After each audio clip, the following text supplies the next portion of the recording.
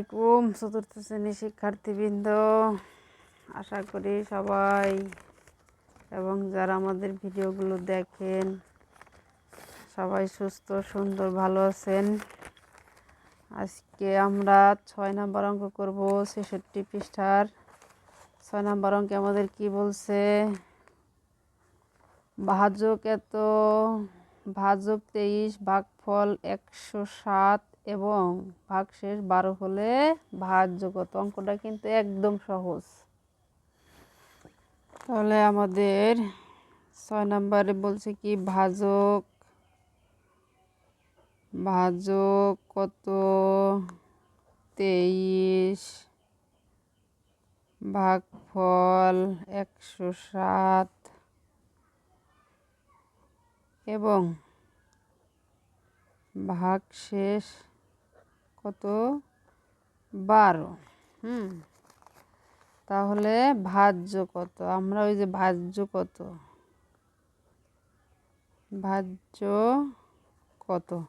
আমরা সেই সূত্রটা বলবো যে আমরা জানি। আমরা কি জানি? আমরা সব কিছু জানি। তা না হলে কিন্তু আমরা অঙ্ক করতে পারবো না, পড়ালেখা করতে পারবো না। জানলেও না জানলেও জানি আর কি। আমরা জানি কি ভাজ্য সমান ভাজক গুণ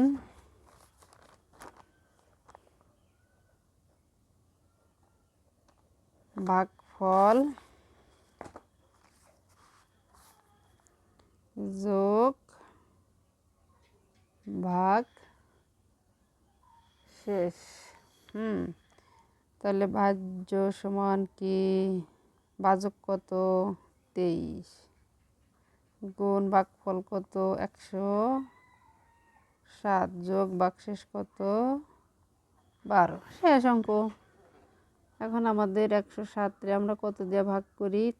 গুণ করি 23 দিয়ে। 3 7 21, এক হাতে আমার 2 0 2, 3 অক্ষে 3, 1 ঘর কাটা, 7 2 14, 4 হাতের 1 1, 2 অক্ষে 2, তাহলে 1 6 5 2। তাহলে 2461 যোগ কত? 12, 3 7 4 2। এটাই হচ্ছে আমাদের উত্তর। আমরা কি বলবো? উত্তর ভাজ্য 2473। তারপর আমাদের 7 নাম্বার সমাধান। এখন আমাদের 7 নাম্বারে কি বলছে? 2304 মিটার লম্বা একটি তারকে 96 সমান ভাগে ভাগ করা হলে প্রতি ভাগের দৈর্ঘ্য কত মিটার? তাহলে প্রতি ভাগের দৈর্ঘ্য কত মিটার? তাহলে তারের সংখ্যা আমাদের কত? মোট তার 4 মিটার লম্বা। মোট ভাগ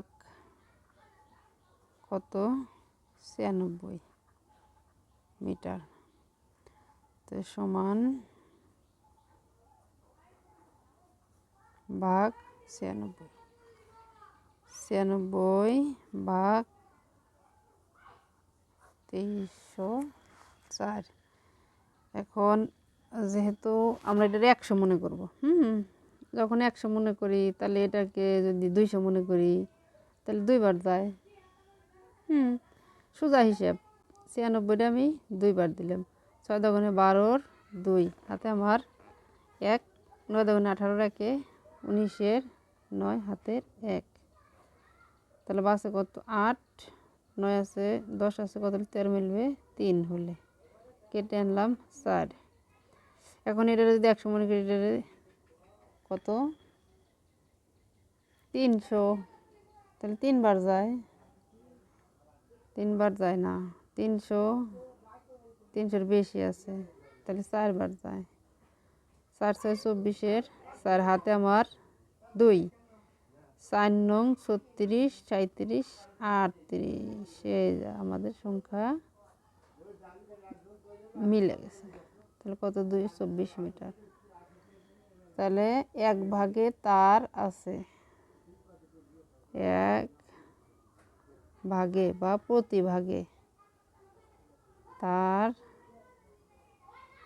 আছে কত 24 মিটার। উত্তর প্রতি মিটার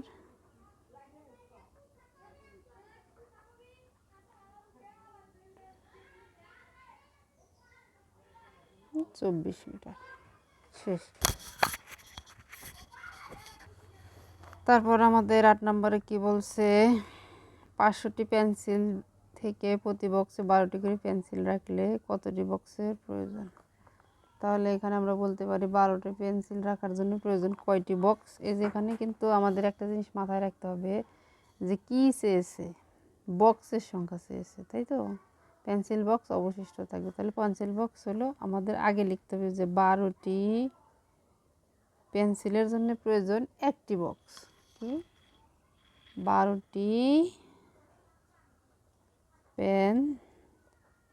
পেন্সিলের জন্য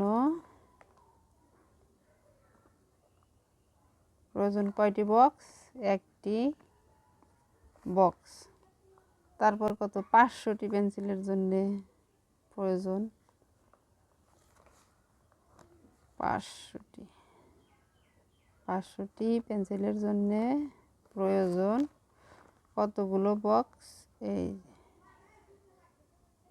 তাহলে 500 ভাগ 12। আমরা এখানে ভাগ করি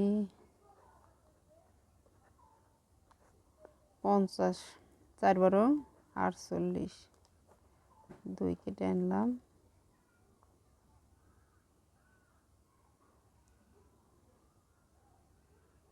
0।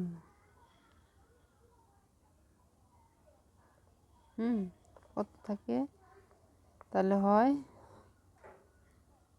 একবার যায়। 12 কয়বার যায়, একবার যায়। 12কে 12 বাসে 8। এখন এই যে এখানে অবশিষ্ট রইল না ভাগফল।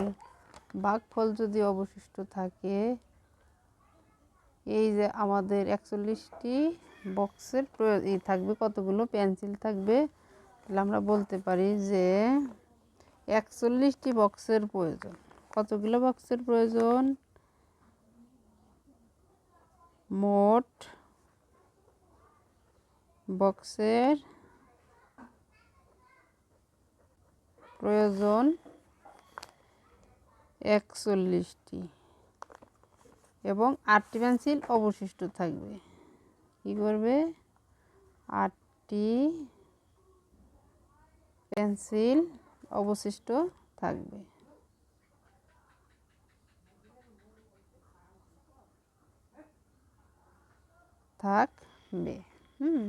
এটাই উত্তর। আমরা বলতে পারি এভাবে যে 41টি বক্স এবং অবশিষ্ট 8টি পেন্সিল।